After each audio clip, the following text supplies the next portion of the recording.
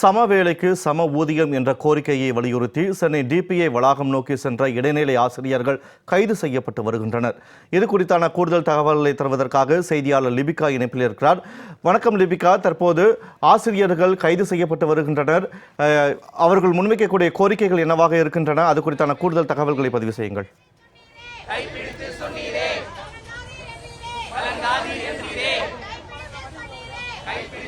வணக்கம் வினோத். இடைநிலை பதிவு மூப்பு ஆசிரியர்கள் இன்று 11வது நாளாக சம வேலைக்கு சம ஊதியம் என்ற ஒற்றை கோரிக்கையை முன்வைத்து கடந்த 10 நாட்களாக போராடி வந்த நிலையில் இன்று 11வது நாளாக தற்போது போராட்டத்தில் ஈடுபட்டு வருகிறார்கள். சென்னை எழும்பூர் மியூசியமிலிருந்து சென்னை நுங்கம்பாக்கம் டிபிஐ வரை அவர்கள் பேரணியாக கிட்டத்தட்ட 300க்கும் மேற்பட்ட இடைநிலை பதிவு மூப்பு ஆசிரியர்கள் போராட்ட பேரணியாக சென்ற நிலையில் தற்போது அவர்களை கைது செய்து காவல்துறையினர் வாகனத்தில் ஏற்றக்கூடிய காட்சிகளை நம்மால் பார்க்க முடியும். கிட்டத்தட்ட சம வேலைக்கு சம ஊதியம் என்ற ஒற்றை கோரிக்கையை முன்வைத்து அரசுக்கு எதிராக கோஷங்களை எழுப்பி தொடர்ந்து போராட்டத்தில் ஈடுபட்டு வருகிறார்கள். கடந்த 3 மாதங்களுக்கு முன்பு போராட்டத்தில் ஈடுபட்ட நிலையில் பள்ளி கல்வித்துறை தற்போது போராட்டத்தை கைவிடுமாறு கேட்டுக்கொண்டதின் அடிப்படையில் தற்காலிகமாக அவர்களுடைய போராட்டமானது கைவிடப்பட்டது. தொடர்ச்சியாக கடந்த 10 நாட்களாகவே மீண்டும் போராட்டத்தில் ஈடுபட்டு வருகிறார்கள். பல்வேறு கட்ட போராட்டங்களை அவர்கள் ஈடுபட்டாலும் கடந்த பல வருடங்களாக சம வேலைக்கு சம ஊதியம் என்ற ஒற்றை கோரிக்கை அவர்களுடைய நிறைவேறாமல் இருக்கிறது. இந்த நிலையில் தற்போது அரசுக்கு எதிராக கோஷங்களை எழுப்பியும் அதே போன்று கையில் பதாகைகள் ஏந்தியும் தற்போது போராட்டத்தில் ஈடுபட்டு வரக்கூடிய காட்சிகளை நம்மால் பார்க்க முடிகிறது. தொடர்ச்சியாக தற்போது இருக்கக்கூடிய ஆசிரியர்களே அவருடைய கோரிக்கைகள் என்ன என்பது குறித்து கேட்கலாம். வணக்கம் சார், உங்களுடைய கோரிக்கைகள் என்ன? தொடர்ந்து இன்று 11வது நாளாக உங்களுடைய போராட்டம் நடைபெற்றுக் கொண்டிருக்கின்றது. உங்களுடைய கோரிக்கைகள் என்ன? நாங்கள் கடந்த 10 ஆண்டுகளாகவே இந்த சம வேலைக்கு சம ஊதியம் எங்களுடைய பணி நியமன ஆணையில் எங்களுடைய பணி நியமன ஆணை உங்களை இந்த ஊதியத்தில் எடுத்துள்ளோம் என்று கொடுத்த அந்த பணி நியமன உள்ள ஆணையில் உள்ளது 14 ஆண்டுகளாக வழங்காமல் ஏமாற்றி வருகிறார்கள். தொடர்ந்து நாங்கள் பல கட்ட போராட்டங்களை முன்னெடுத்து விட்டோம். ஆனாலும் இன்று 3 மாதம், இன்னும் 3 மாதம், இன்னும் 3 மாதம் என்ற பதில்தான் தொடர்ந்து வருகிறது. அதனால்தான் இதுவரை நாங்கள் விடுமுறை காலங்களில் மட்டுமே போராடி வந்தோம். பருவத் தேர்வை மாணவர்களுடைய நலன் கருதி பருவத் தேர்வுகளை எல்லாம் முடித்துவிட்டு விடுமுறை காலங்களில் நாங்கள் போராட்டத்தை நடத்தி வந்தோம். ஆனால் இப்போது எங்களுக்கு வேறு வழியே இல்லாத சூழ்நிலையில் தான் இன்று எங்களுடைய மாணவ செல்லங்களை விட்டுவிட்டு இந்த நடுத்தருவில் வந்து நிற்கிறோம். முதல்வர் அவர்கள் எங்கள் கையை பிடித்து வாக்குறுதி கொடுத்தார். திமுக ஆட்சிக்கு அமைந்ததும் உங்களுக்கு ஊதிய முரண்பாடுகள் களையப்படும் 20,000 ஆசிரியர்களுக்கு என்று அந்த வார்த்தையை நிறைவேற்றவில்லை. அதனால் தான் நாங்கள் தொடர்ந்து போராட்ட களத்தில் நிற்கிறோம். தகுதியான ஆசிரியர்கள் வேணும் என்று 3 லட்சம் பேர் எக்ஸாம் எழுதி தேர்வு எழுதி அதில் வெறும் 12,000 பேர் நியமனம் பெற்றோம். அந்த தகுதியான ஆசிரியர்கள் இங்கு தகுதி இல்லாமல் நடு ரோட்டில் நின்று கொண்டிருக்கின்றனர்.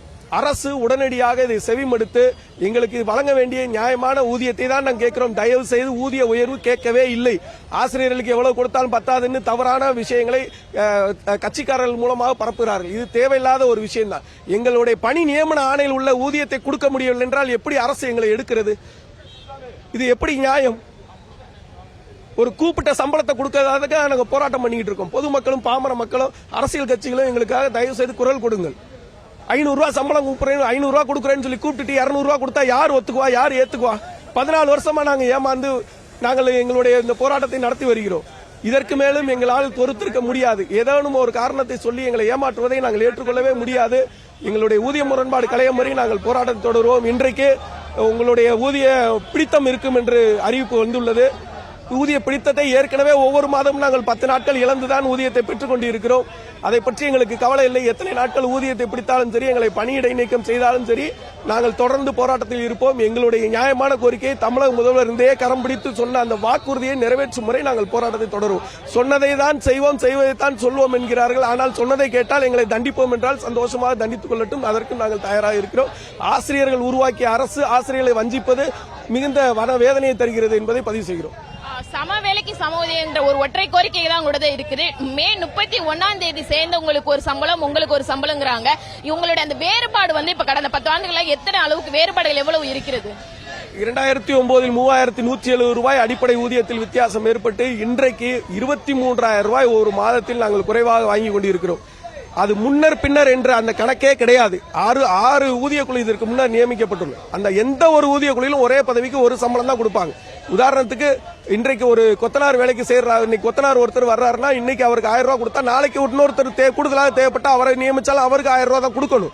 அவருக்கு 500 ரூபாய் கொடுப்போம்னு சொன்னா எந்த ஒரு பாமர மக்கள் கூட அதை ஏற்றுக்கொள்ள முடியாது. ஒருவருக்கு ஒரு ஊதியம், ஒரே வேலையை பார்க்கிற ஒரே கல்வி தொகுதி கொண்ட கூடுதலான கல்வி தகுதி வைத்திருக்கிற ஆசிரியர்களுக்கும் ஒரே மாதிரி சம்பளம் கொடுக்க முடியாது, நாங்கள் வேறு வேறு தான் கொடுப்போன்றது உலகத்திலேயே எங்கேயுமே கிடையாது.